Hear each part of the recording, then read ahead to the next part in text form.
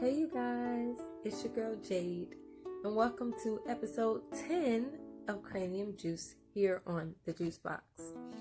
So this week's topic is God versus man. Man, this topic is pretty deep because a lot of people say that they are God, and to a certain extent that is correct. But in the bigger scheme of it all, when you look at the bigger picture, when you say that you are God, you're giving yourself a little more credit than you deserve. Why do I say this? Because God is, for one, He's the owner of the entire universe. He creates, He destroys. He doesn't need time to sleep. He doesn't need anything to eat. So it's like, these are things that we cannot survive without. And actually, God is the one who created you.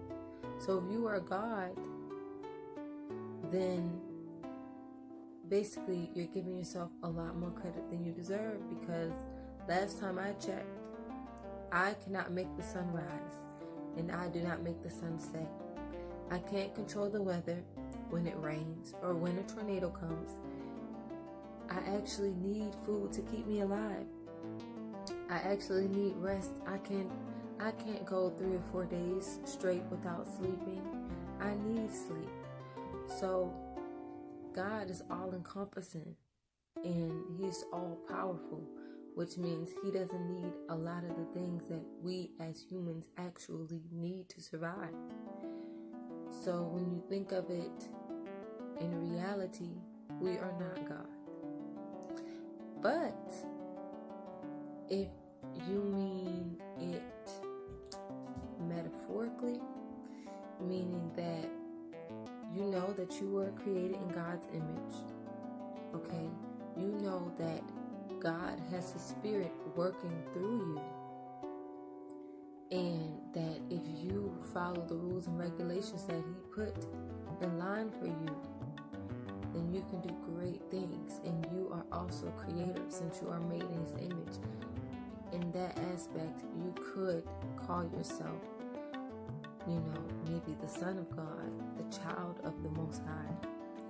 But you taking on His title is absolutely absurd, because that will mean, let's take it a step further from creating children.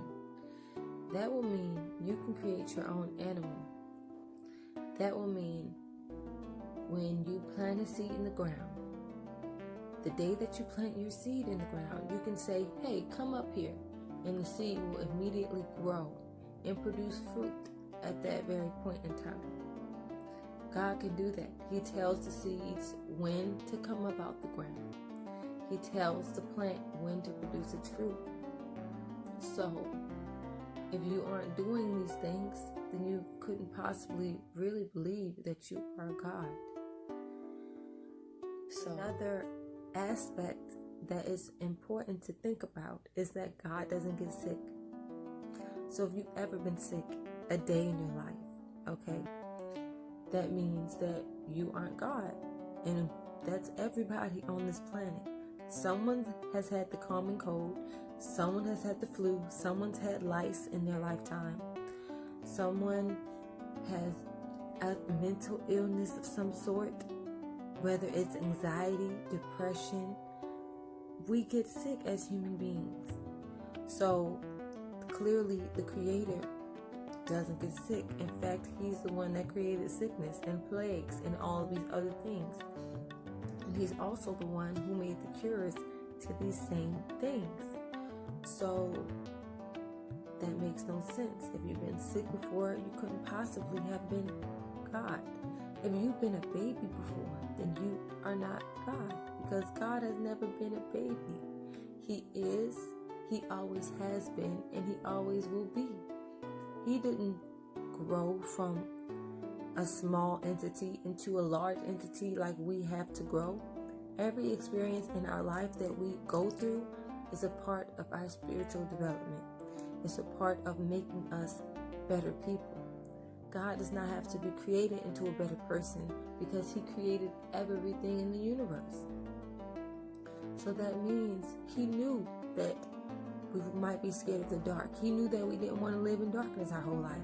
Thus, he created the stars and the moon to give light. And then he created the daytime so that we could do things in the day. And he gave us just enough darkness at night. Not complete darkness, but just enough so that we can sleep. Like, that's amazing in itself just to think about. Like, you thought about me to the extent that you gave me complete brightness during the day. And then I was able to rest peacefully at night in darkness, but not complete darkness, because the stars give us light and the moon gives us light. That's amazing, because if it was complete darkness, I wouldn't even be able to see my own hand in front of my face. I wouldn't be able to get up and use the bathroom, whether or not I'm living in a house or living out in the woods. That matters. Also, human beings, we have a lot of problems. If you think about it, we have to pay rent. We have to find ourselves food and either buy that food. Or if you have a garden, you grow your own food. That's amazing. But these are things that we have to worry about. We have problems, and we can't solve our own problems, because if it was that easy, then we would be God. So if you were God, you wouldn't have to find a job, and you wouldn't have to work anywhere. If you were God, you wouldn't have to learn anything. You would know it all automatically. Like, you wouldn't have to go to school. You wouldn't have to seek guidance from another individual. You really wouldn't be following anybody. And a lot of people follow other people, whether it's their parents, whether it's someone that you look up to in the music industry, or whether it's some great philosopher that you follow and you look up to. That means you're following somebody. Or you're seeking from that person some type of leadership. So these things God does not need to do. He just says, be, and it is. He said, I'm going to create humans, so here we are. He said, my humans might need food, so here's animals and plants. Or my humans, if you're vegan, my humans might need clothes, so use some animals if you need it, or whatever. We ain't even going to reach that topic, because that's a completely different topic. But the point is, he literally put every single thing here that we needed. If you were God, then that means that when you are packing for a camping trip or something, or you're packing to visit your family, and you forgot something in your suitcase and you left it at home, or when you're going to work, you're like, dang, I left something very important on the counter. Then that means you forgot something. And if you forgot something, you aren't God, because God doesn't forget anything. Not the people, not your prayers. He doesn't forget to feed the birds. He doesn't forget, hey, they might need some water down there on earth. Let me make it rain real quick. He doesn't forget you. So if you are forgetful, then that means you're not God. I mean, I could go on and on and on about this topic in particular, because it's just so amazing to me that some people just don't understand. They think that they literally, in this life, they rely on themselves as if they are the creators, as if they have any control over anything that they do in life. But if you really think about it, you didn't wake yourself up this morning, and if you go to sleep and you die in your sleep, you didn't make that decision to die in your sleep. You didn't make that decision to leave this earth and leave your family, and say you have a wife and kids that are relying on you. When you leave, you didn't make that choice to leave your wife and your kids. So when they find you in that state of death and they're crying, You can't even, if you were God, you'll be able to whisper in their ear, it'll be okay. You'll be able to wipe their tears. You'll be able to jump into your body real quick and be like, it's all right. I'm in a better place. Don't cry. You can't even do that. You're just completely helpless in the situation. So it's a scary thing to think there are people out here, giving themselves that much credit, saying that they are God. Because if we were gods, then our people would not be being killed by the police, because we would do something about it. Nobody would be getting in car accidents, because everyone would know what's going to happen before it actually happens. We probably have all of our relatives here because nobody likes to see their family or friends die. If we were gods, we would be able to tell them, hey, don't go to this place because you'll be shot if you go there. Or hey, don't do this because this will happen to you and you won't be here anymore. But we can't warn people because we don't know what's going to happen next. Only God does. We have no control over anything. And the day that we realize that will be the day that we will probably have a closer connection with the Most High. And since I'm using that term, the Most High means above everything else. The greater, the greatest, the highest of the highs. There's nobody above it. So if you are associating another God with Him, and that's a lie in itself, because the Most High means the highest of the high. There's nobody that can touch Him, nobody that can even be up there on that level. It means the most exalted, the greatest. So if you just really think about it, that means that when you pop out of your mom's womb, if you were God, you would have complete control over all your emotions. You wouldn't never let another person make you upset. And you definitely wouldn't be sorrowful over death or sorrowful over losing anything if you were God. But we aren't. I honestly believe that we all were created with a purpose, because God doesn't just make things for no reason. As I said earlier in the video, the sun, the stars, and the moon, they all have a purpose. So us as human beings, we must have some type of purpose. And God is so amazing and so vast that He was able to make everyone in His image, which means God looks like all of us. Everything is God when you look around, from the sky to the birds to the people. Anything that a human did not create. That's the trees, the rivers, it's all God. And He's so amazing that we can't even wrap our head around how great He really is. So the day that humans let go of their pride and let go of their need to control everything and let go of thinking that we're so self-sufficient, is the day that we will rely a lot more on our Creator. And we will have to realize that we have to depend on Him for every single thing. And the day that happens, then you'll be able to get everything you've ever wanted, just because you know where you came from. And I feel like that's why the good book, the Bible says, you have to respect your mom and your father, because that's the first test. If you don't respect where you came from on this earth, then you couldn't possibly respect where they came from and where everyone else came from, where the whole earth and the universe and the animals came from.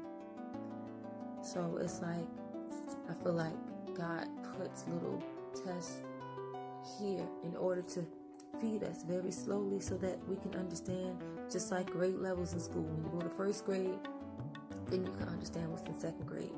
After elementary school, then you're ready to go to middle school, only because you learned everything in elementary school. We have to be baby-fed information because we aren't God.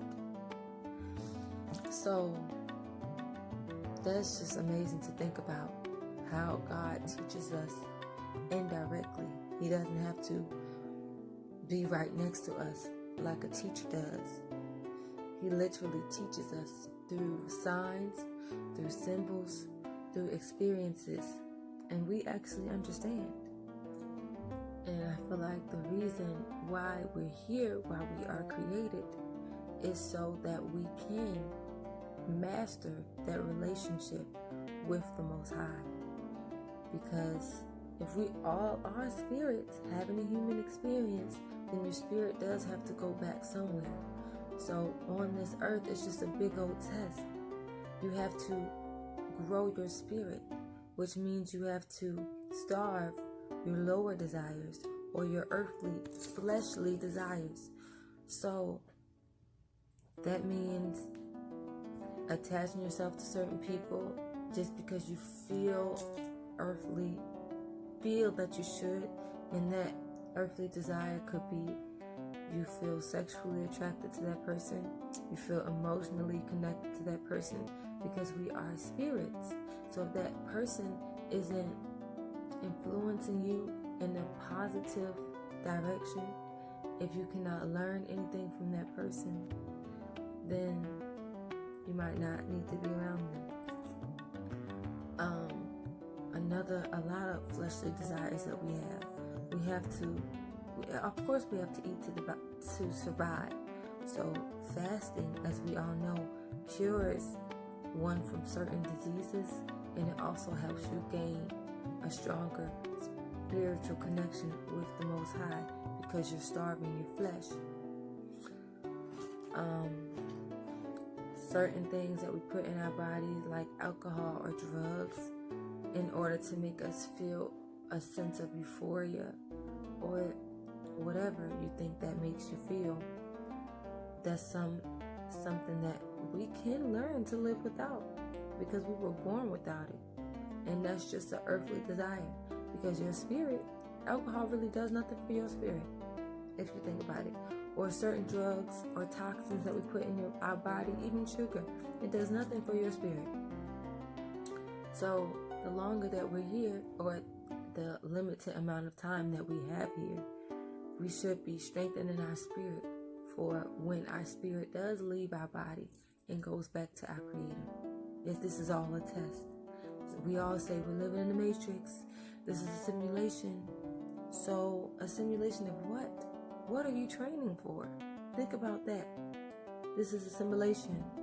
So I'm going to wake up every day, and I'm going to go out and party, and I'm going to feed my fleshly desires, and I'm not going to read any books. I'm just going to listen to what everybody else tells me to do. If we're living in a simulation, don't you think that you would have failed if we are spirits having a human experience?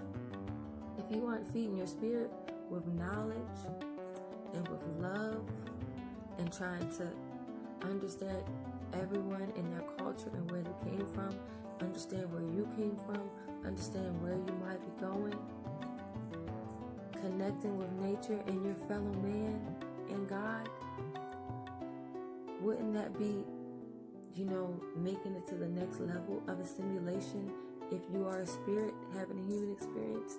When you want to grow your spirit, I mean, it makes sense to me, but it might not make sense to some. But this episode of Cranium Juice has been about man versus God. And there's really no comparison between the two, because God is up here and man is down here. Okay? And in order for us to reach it to that level, we have to understand God and try to have a true, real relationship with Him. That means following His rules and just trying to be more like him, which means living righteously, loving your fellow man, helping those who don't have, raising awareness, for people who don't have the knowledge, not just helping those who don't have clothes and food and stuff, helping people that don't have knowledge of self and of God. So, I hope you guys enjoyed this episode. I think this may be the last episode of Cranium Juice. So, I'll see you guys on our next short series. Peace.